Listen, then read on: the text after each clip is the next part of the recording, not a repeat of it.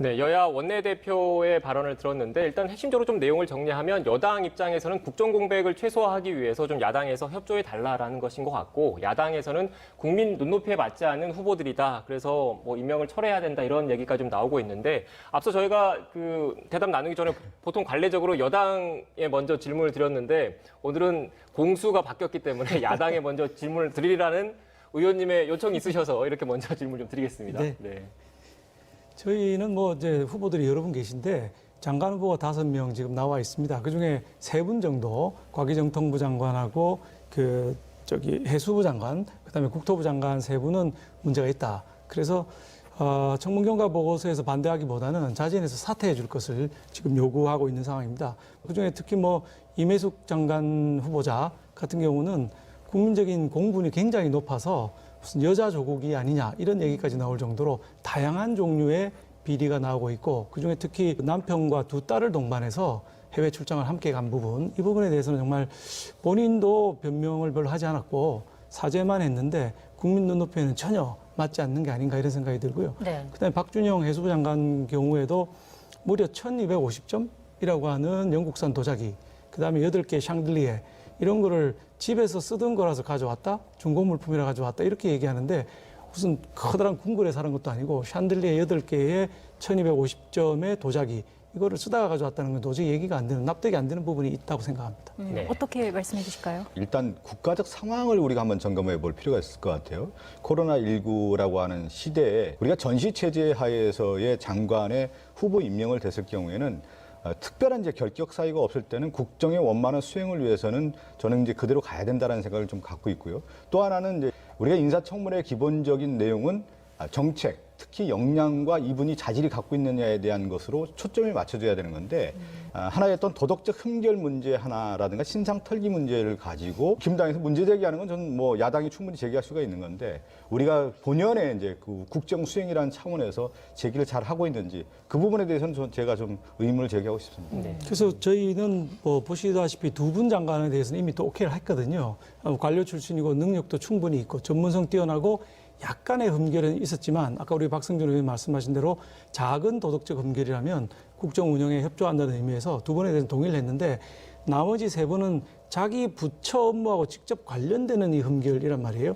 이게 과연 작은 것이냐, 국민들이 그렇게 보고 있느냐는 국민 눈높이에서 보자면 여전히 3분은 문제가 많다 이렇게 볼 수 있겠습니다. 사실 임혜수 후보자에 대한 얘기들이 이제 야당에서 워낙 질타가 크긴 한데 뭐 그거에 대해서는 임혜수 후보가 충분히 좀 얘기를 했다고 저는 좀 생각이 들고요. 또 이제 박영준 후보 같은 경우는 지금 해석으로 봤을 때는 관세법 위반이 아니라고 하는 해석이 좀 나오고 있기 때문에 과대해서 해석해서 접근할 필요는 없지 않겠느냐 이렇게 좀 말씀드리고 싶습니다. 네. 예. 그런데 지금 일각에서 이렇게 계속 그 제기가 되는 건 이런 법적인 문제 그리고 여러 그 후보자들의 해명이 있었지 않습니까? 그런데 국민의 시선에서 봤을 때는 이게 과연 적절한 것인지에 대한 그 지적도 있는 게 사실이거든요. 그렇죠. 여기에 인사청문회 제도라는 게 노무현 대통령 때 시작을 해서 상당히 오랜 역사를 가지고 있습니다. 노무현 대통령 처음 시작하셨을 때는 단 7명만 야당이 반대하는데도 강행을 했고요.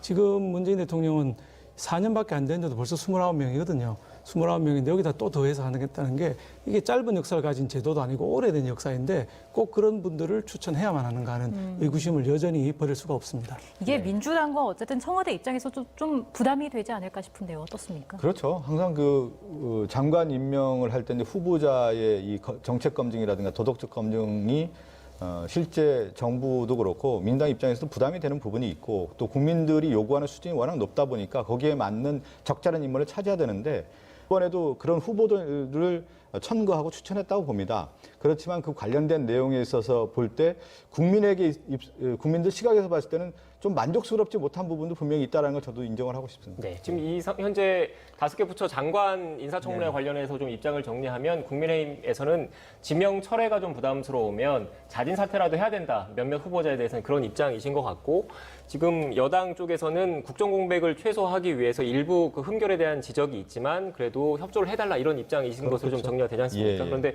민주당 송영길 대표가 새로 취임한 이후에는 그래도 송 대표가 당이 좀 중심을 잡고 가야 되는 것 아니냐 이런 입장을 꾸준히 표현해 왔기 때문에 이번 인사청문회는 조금 다르지 않을까라는 관측도 좀 나오고 있던데 어떻게 전망하십니까? 그거는 이제 그 집권 초기에는 보통 이제 국정 운영을 이제 청와대가 중심, 정부가 중심으로 이제 이끌게 되고요. 그다음에 집권 말기로 갔을 때는 대통령 선거와 더불어서 당이 중심이 돼서 보통 이제 정책을 이끌어가게 되는 건데 이제 당이라고 하는 경우는 국민들이 이 장관 후보자들에 대해서 어떻게 생각하고 있는지를 민감하게 아마 바라보고 있을 겁니다. 그러한 가운데에서 당에서 아마 중심이 돼서 이 문제를 끌고 가겠다 이런 취지에서의 말씀이기 때문에 좀 더 지켜보시죠. 예. 네, 고심을 하고 있는 것으로 알고 있습니다. 것으로 알고 있다. 근데 4.7 보궐선거 이후에 이제 송영길 체제가 등장을 하고 송영길 대표 입장에서 상당히 부담스러울 것입니다. 왜냐하면 보선의 민심이 있었고 그 민심을 반영해서 당을 혁신하겠다. 지금까지 해왔던 걸 바꾸겠다라고 얘기했는데 그대로 또 밀어붙이기를 하면 29 플러스 알파로 밀어붙이게 하게 되면 여론의 입장은 하나도 바뀐 게 없네.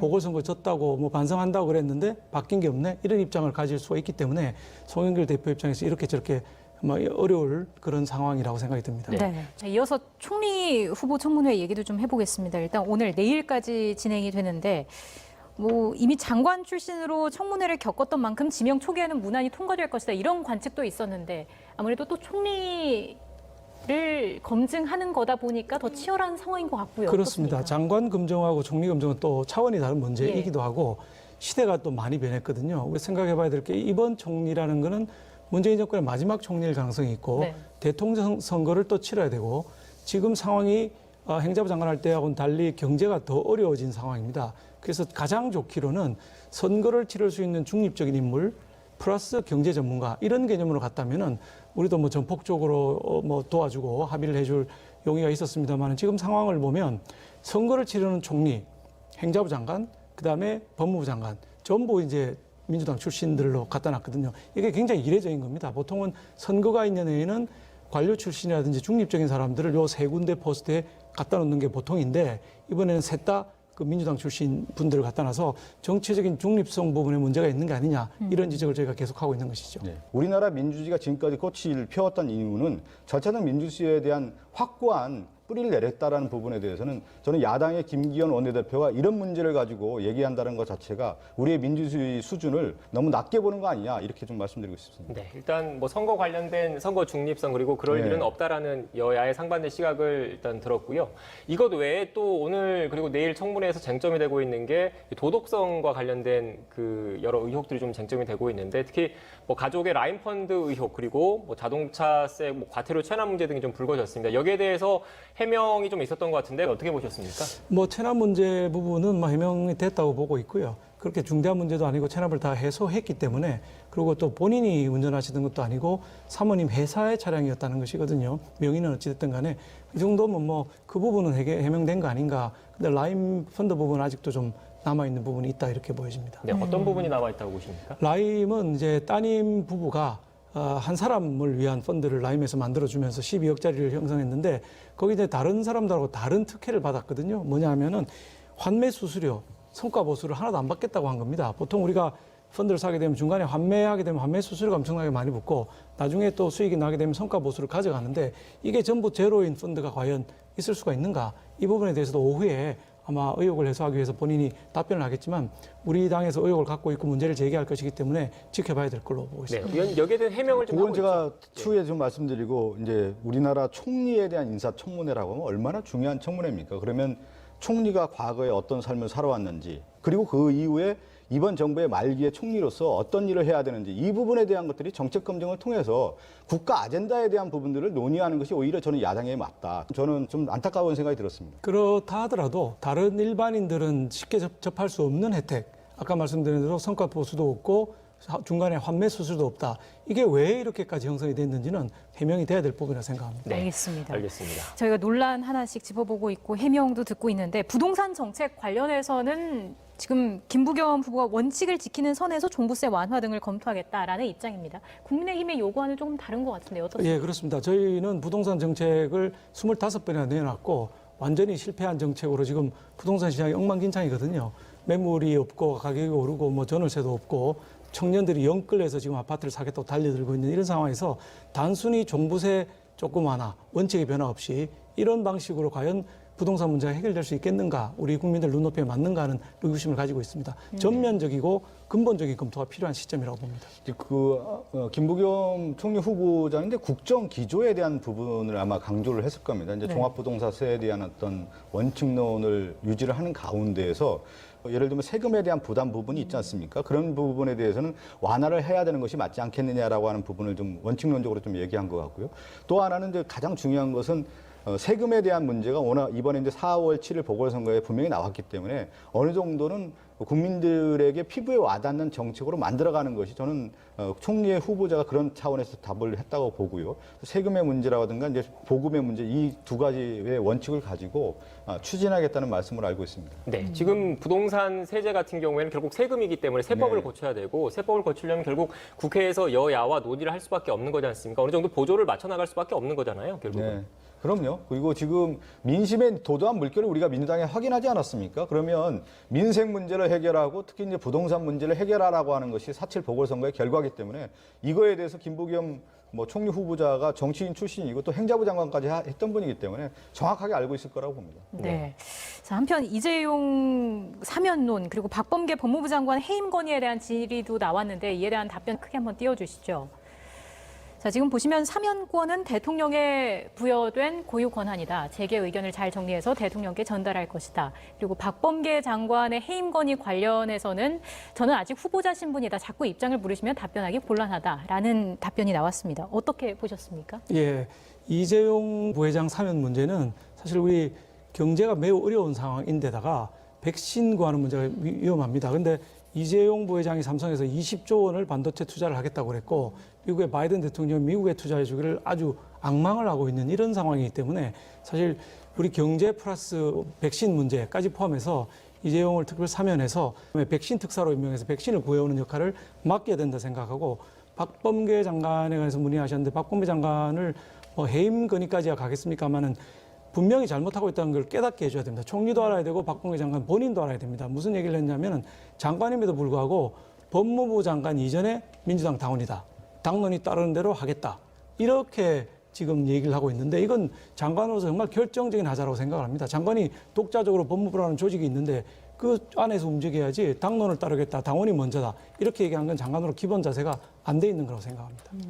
그 이재용 이제 그 부회장 사면론과 관련해서는 아마 청문회이기 때문에 특히 이제 국가 경제에 어렵고 특히 전 세계적으로 이제 반도체 관련된 부분이 워낙 치열하게 지금 경쟁을 하다 보니까 그런 차원에서 질의가 나온 것으로 알고 있는데 저는 이 사면론은 대통령의 권한인데 총리 후보자의 인사청문회에서 이걸 질의한다는 것 자체가 부적절했다. 그리고 박범계 장관 같은 경우는 국정 철학에 대한 부분인데 특히 이제 검찰총장 임명과 관련해서는 국정 철학을 얘기하는 것이지 이렇게 네. 생각하고 있습니다. 지금 시간이 얼마 남지 않아서 마지막으로 네. 질문 한 개만 지금 두 분께 좀 드리겠습니다. 지금 검찰총장 후보자 인사청문회도 곧 열릴 것 같은데 네. 이 김호수 검찰총장 후보자 인사청문회에서 가장 큰 쟁점 어떤 부분을 가장 야당 입장에서는 들여다볼 예정이신 건지 그리고 김호수 검찰총장 후보자에 대해서 어떻게 생각하시는지 각각 좀 답변을 좀 부탁드릴게요. 김호수 후보자는 역시 제일 문제가 정치적 중립 아니겠습니까? 검찰총장이 가져야 될 가장 중요한 덕목 중에 하나가 정치적인 중립인데 그동안의 행보를 보면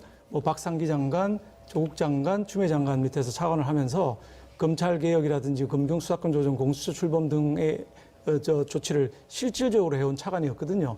그 과정에서 정치적인 중립성을 잘 지켜왔느냐 하는 데 대해서 우리 의문을 갖고 있는 것이고 그 부분을 계속 물을 겁니다. 검찰총장이 전문성은 있겠죠. 법무부 출신이고 검찰 출신이니까. 그러나 정치적 중립 문제는 심각한 상황이다 이렇게 보고 있습니다. 검찰에서 가장 중요하게 내세웠던 것은 이제 정책 중립이었는데 요즘에 정치개혁이라는 용어를 쓰지 않고 검찰개혁 용어를 쓰는 건 뭐냐면 검찰이 본연의 기능을 하지 못했다라는 것이죠. 그러니까 김호수 검찰총장 후보자는 공정한 검찰이 되는 것이 그것이 바로 중립성이라는 것이죠. 그러한 중립성에서 법무부 차관을 통해서 충분한 역량을 검증받았다고 봅니다. 앞으로 있는 남아있는 그 과제들을 성실히 수행할 수 있는 후보라고 생각하고 있습니다. 네. 바로 그 앞에 남아있는 과제가 제일 문제인데요. 네. 울산시장 선거라든지 조국 사태라든지 윤미향 사건 같이 해결 안 된 권력형 비리들이 많이 있거든요. 이 부분을 어떻게 처리할 것이냐를 청문회에서 명백히 밝혀야 될 것입니다. 네. 5개 부처 장관 후보자 그리고 총리에 이어서 검찰총장 후보자 인사청문회에서도 두 분 말씀 들어보니까 여야의 치열한 신경전이 불가피해 보입니다. 지금까지 박성준 더불어민주당 의원, 박수영 국민의힘 의원과 함께 전국 현안 이야기 나눴습니다. 오늘 말씀 고맙습니다. 감사합니다.